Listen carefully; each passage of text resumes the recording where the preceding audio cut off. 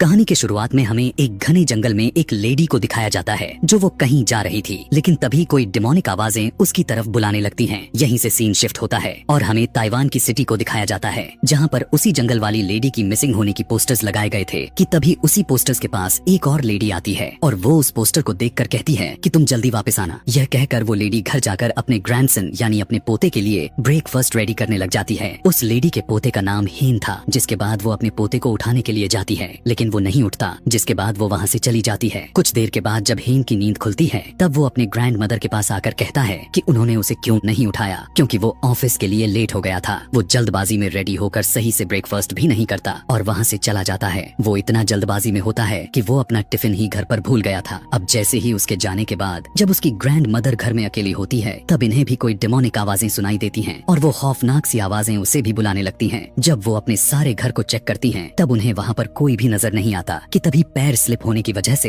वो नीचे गिर जाती हैं कि तभी उन्हें जमीन पर काफी ज्यादा ब्लड पड़ा हुआ नजर आता है। हेन की ग्रैंड मदर अभी यह सब देख ही रही होती हैं कि तभी पीछे से कोई हाथ आता है और उन्हें टच करने लगता है, जिसके बाद उनकी आंखें एकदम से ब्लैक हो जाती हैं। यहाँ से सीन शिफ्ट होता है और हमें हेन की बेस्ट फ्रेंड यूजीन को दिखाया जाता है जो कि एक म्यूजिक आर्टिस्ट होती है, जबकि हेन एक प्रॉपर्टी एजेंट होता है। यहाँ पर हम देखते हैं कि जब हेन एक फैमिली को घर दिखा रहा होता है कि तभी उसी दौरान उसे किसी की आवाज सुनाई देती है और जब वो उस आवाज को सुनकर उसके पीछे जाता है तभी उसे उसका टिफिन वहाँ पर पड़ा हुआ नजर आता है, जबकि वो तो उसे घर पर भूल कर आया था। लेकिन इस पर वो ज्यादा ध्यान नहीं देता। उसे लगता है कि शायद उसकी ग्रैंड मदर यहाँ पर रख कर चली गई होंगी। ये सब देखते हुए वो फौरन उन्हें कॉल करने लगता है, लेकिन उसकी कॉल को रिसीव नहीं किया जाता। रात में हेन और यूजीन दोनों साथ में मिलते हैं और हेन यूजीन को अपना नया घर दिखाने के लिए लेकर जाता है। वहीं पर हेन यूजीन को शादी के लिए प्रपोज भी करता है, लेकिन वो उससे कहती है कि वो उससे शादी नहीं करेगी। हेन उसे बताने लगता है कि उसे अपने ग्रैंड मदर की घर सेल करके उसे इस घर को खरीदने वाला था अपने शादी के लिए। लेकिन यूजीन उससे कहती है कि अगर तुम्हारे ग्रैंड मदर को इस बारे में भनक भी लग गई तो वो बहुत नाराज होंगी। लेकिन हेन उससे कहता है कि मुझे इस बात से फर्क नहीं पड़ता, क्योंकि वो तो इससे शादी करना चाहता था। अब आगे जैसे ही दोनों ग्रैंड मदर के घर पर जाते हैं तो उन्हें वो नहीं मिलती, लेकिन तभी हेन देखता है कि उसकी ग्रैंड मदर बाहर जा रही थी। लेकिन हम यहाँ पर देखते हैं कि ग्रैंड मदर सिर्फ हेन को ही नजर आ रही थी, बल्कि यूजीन को तो हेन के अलावा उसे कोई और दिखाई भी नहीं दे रहा था। अगले दिन उसी एरिया के एक गार्ड को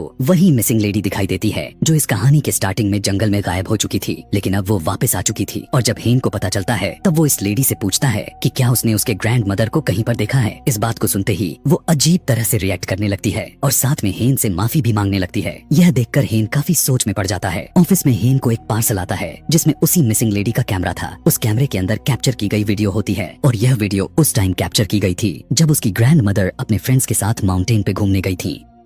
कि तभी हेन उसी वीडियो में एक क्रिपी सी बच्ची को देखता है जो उन सभी लोगों के पीछे पीछे आ रही थी और उस बच्ची ने रेड कलर का ड्रेस पहना हुआ था। वो बच्ची दिखने में काफी अजीब और वो उन ग्रुप मेंबर में से तो बिल्कुल भी नहीं लग रही थी। कि तभी अचानक से ऑफिस में सभी को स्मेल आने लग जाती है, जिससे वे सभी के सभी काफी ज्यादा परेशान हो जाते हैं। रात में हेन उसी गार्ड के पास फिर से जाकर उसे उस कैमरे को दिखाता है। यह देखते ही वो गार्ड कहने लगता है कि ये तो उसी मिसिंग लेडी का कैमरा है। जिसके बाद दोनों उस लेडी के घर पर जाते हैं, लेकिन वो घर खाली होने के साथ साथ वहाँ पर बहुत अंधेरा होता है। कि तभी हेन अचानक से एक कोने में उसी बच्ची को देखता है जो कुछ टाइम पहले वीडियो में देखा था, लेकिन वो उसी वक्त गायब भी हो जाती है। इतने ही देर में उस घर की सारी विंडोजेस और डोर्स अपने आप ही बंद हो जाते हैं, जिसकी वजह से वे दोनों काफी डर जाते हैं और वहीं पर उन्हें किसी की आहट भी महसूस होने लग जाती है। लेकिन तभी सारे के सारे दरवाजे खुल जाते हैं और वो दोनों वहाँ से डर कर भाग जाते हैं। बाहर आते ही हेन उल्टियाँ कर देता है, जिसके बाद गार्ड के साथ हेन और यूजीन सीसीटीवी फुटेज देख रहे होते हैं, जिसमें वो देखते हैं कि वो रेड ड्रेस वाली क्रिपी बच्ची उसकी ग्रैंड मदर को कहीं पर लेकर जा रही होती है। इसी के साथ वो कल रात वाली भी फुटेज को देखने लगते हैं जो इनके साथ घटना घटा था। उस फुटेज में वे देखते हैं कि जब वो दोनों बाहर आए थे तब उनके साथ वो रेड ड्रेस वाली क्रिपी बच्ची भी आई थी। अब यह देखने के बाद हेन समझ जाता है कि शायद ये उसी बच्ची का घोस्ट ही है जो उन्हें परेशान कर रहा है। अगली सुबह हेन फील करने लगता है कि शायद उसकी ग्रैंड मदर उसे जगा रही है, लेकिन ऐसा कुछ नहीं होता। बाहर जाकर वो इमेजिन करने लगता है कि जब वो छोटा था तब उसकी दादी उसकी कितना ख्याल रखती थी। वो अपनी दादी को काफी मिस करने लगता है। कुछ टाइम गुजरते ही उसे अपने रूम में से किसी की आवाज सुनाई देती है। चेक करने पर वो देखता है कि जमीन पर बहुत ज्यादा खून गिरा हुआ था और तभी वो क्रिपी बच्ची जिसका नाम मोजियन होता है वो अचानक से उसके सामने आ जाती है और हेन के फेस का स्ट्रक्चर अचानक से चेंज होने लग जाता है और तभी उसकी आंखें खुल जाती हैं। मतलब वो सपना देख रहा था। बाहर जाने पर एक बार फिर से उसे उसकी ग्रैंड मदर नजर आती है, जिन्हें गले लगाकर वो काफी रोने लग जाता है। वो अपनी फ्रेंड यूजीन के पास जाता है और अजीब सा बिहेव करने लगता है। यह देखते हुए वो उसे हॉस्पिटल हॉस्पिटल लेकर जाती है। हॉस्पिटल में जाते ही हेन बच्चों वाली वार्ड की तरफ देखते हुए वो यूजीन से पूछने लगता है कि वो क्यों उससे शादी नहीं करना चाहती। वो उससे कहती है कि क्या तुम्हें इस हालत में यह सब जानना जरूरी है, और यह भी कहती है कि अभी वो इसका जवाब नहीं दे सकती और वो उसे चुप रहने को कहती है क्योंकि बच्चे रो रहे होते हैं। हेन कहता है कि ग्रैंड मदर हमारा वेट कर रही होंगी। यह कहकर वो वहाँ से चला जाता है। यहाँ पर हमें एक अजीब चीज देखने को मिलती है कि जब यूजीन बच्चों वाली वार्ड की तरफ देखती है तब वो काफी हैरान हो जाती है क्योंकि वहाँ पर तो कोई बच्चा था ही नहीं, तो बच्चों की रोने की आवाजें कहाँ से आ रही थी। यह सोचकर वो काफी परेशान हो जाती है। जब दोनों ग्रैंड मदर के घर पर जाते हैं तो वो वहाँ पर यूजीन मोजियन की घोस्ट को देख लेती है जो अचानक से गायब भी हो जाता है, जिसके बाद यूजीन बहुत डिस्टर्बिंग सीन देखती है।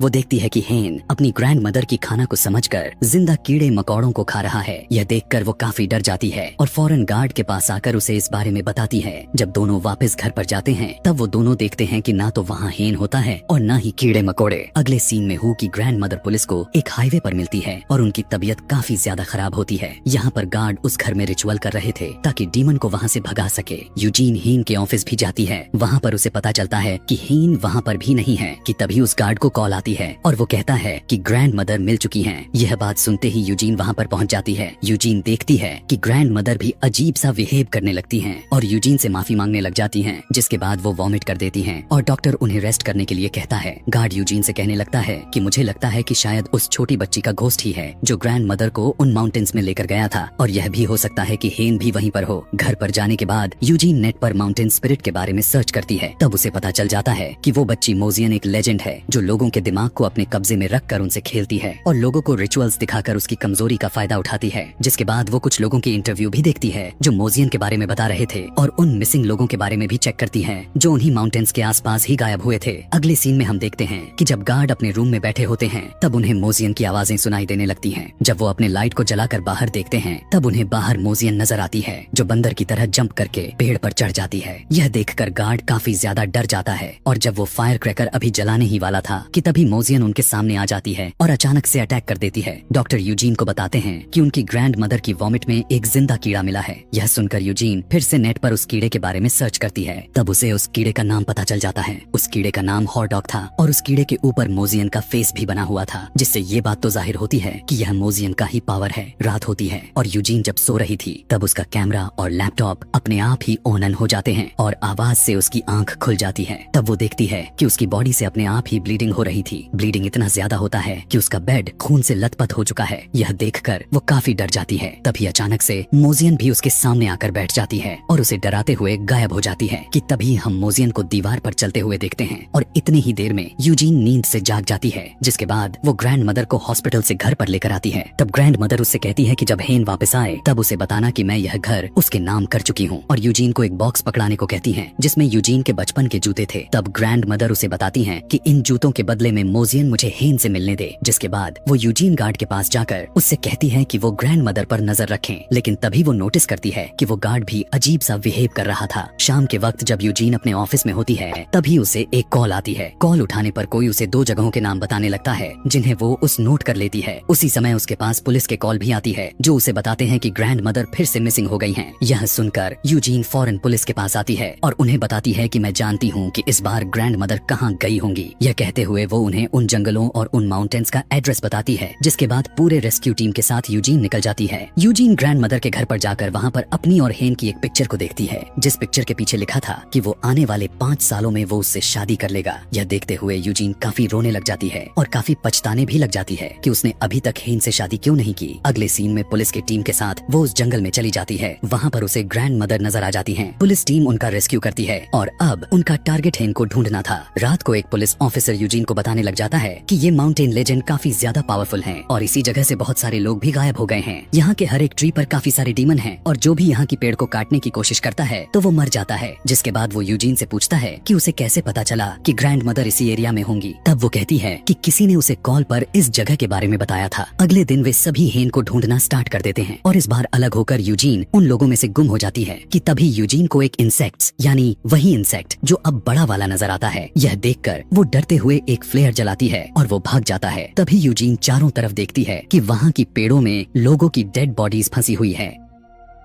और ऐसा लग रहा था कि जैसे उन सभी का सॉल यहीं पर रह गई हैं कि तभी उसका अचानक से पेट फूल जाता है और वो एक बड़े से बच्चे को पैदा करती है और वो बच्चा उसे मॉम कहकर बुला रहा था। जिसके बाद वो बच्चा यूजीन से पूछने लगता है कि क्या वो मुझे एक्सेप्ट नहीं करेंगी। ये सुनते ही यूजीन इमोशनल में आकर उसे अपने गले से लगा लेती है और उससे माफी मांगने लगती है। यहाँ पर हम देखते हैं कि यूजीन अपने गिल्ट में थी कि अभी तक उसने हेन से शादी क्यों नहीं की। अगर उसने शादी कर ली होती तो उनके बच्चे होते। और बस इसी चीज का फायदा उठाकर मोजियन उसके दिमाग के साथ खेल रही थी कि तभी वो नींद से जाग जाती है और उसे रियलाइज होता है कि वो तो अभी बेड पर है। उठकर आगे जाने पर उसे हेन नजर आता है और दोनों काफी खुश होकर अपनी जिंदगी गुजार रहे हैं। जिसके बाद यूजीन उसके ग्रैंड मदर के बारे में पूछती है। तब हेन कहता है कि वो तो उन्हें असाइलम में छोड़ आया है। लेकिन यूजीन इस बात पर तो बिल्कुल भी बिलीव नहीं करती है कि वो अपने ग्रैंड मदर से बहुत प्यार भी करता था और समझ जाती है कि इस सब के पीछे मोजियन का ही हाथ है। यूजीन उठकर वहाँ से जाने लगती है लेकिन हेन उसे वहाँ से जाने नहीं दे रहा था और तभी वो हेन का बदलता हुआ चेहरे को देखते ही अपने फ्लेयर को जला देती है। यह करते ही वो अब अपनी रियलिटी में आ जाती है, यानी वो भी उसका एक विजन ही था कि तभी वो वहाँ की पेड़ों पर नोटिस करने लगती है कि उन सभी पेड़ों पर काफी ज्यादा क्रिएचर्स घूम रहे होते हैं और वो हेन को भी देखती है जो कि एक पेड़ में काफी बुरी तरह से फंसा होता है। यूजीन उसे छुड़ाने की कोशिश करने लगती है लेकिन तभी अचानक से मोजियन उस पर हमला करके उसे नीचे गिरा देती है और हेन के ऊपर बैठ जाती है और देखते ही देखते मोजियन काफी बड़ी हो जाती है और यूजीन को पकड़ लेती है और वो उसे उसकी गिल्ट याद करवाती है ताकि उसका फायदा उठाकर उसे अपने कब्जे में लेकर आ सके। लेकिन तभी यूजीन अपने एक फ्लेयर को जलाकर उसके आंख में ही मार देती है और अब वो काफी गुस्से में आ जाती है कि तभी हम देखते हैं कि पुलिस आसमान में फ्लेयर फेंककर काफी ज्यादा रोशनी कर देता है। चारों तरफ लाइट्स हो जाती हैं और सारे के सारे क्रिएचर्स वहाँ से भाग जाते हैं और दोनों बच जाते हैं। आगे हम देखते हैं यूजीन हेन से शादी कर लेती है और अपने ग्रैंड मदर के साथ अपने नए घर में रहने लगते हैं। कुछ दिन के बाद जब वो अपने ग्रैंड मदर के साथ डिनर कर रहे थे तभी हमें दीवार पर वही इंसेक्ट नजर आता है और कुछ दिन और बीतने के बाद हम सोनोग्राफी में उन दोनों का बच्चा भी देखते हैं जिसकी आंखें पूरी तरह से काले नजर आते हुए दिखाई देते हैं और यहीं पर यह कहानी खत्म हो जाती है। ऐसे ही और भी मूवी एक्सप्लेनेशन देखने के लिए कमेंट में नेक्स्ट लिखना ना भूलें। Thanks for watching.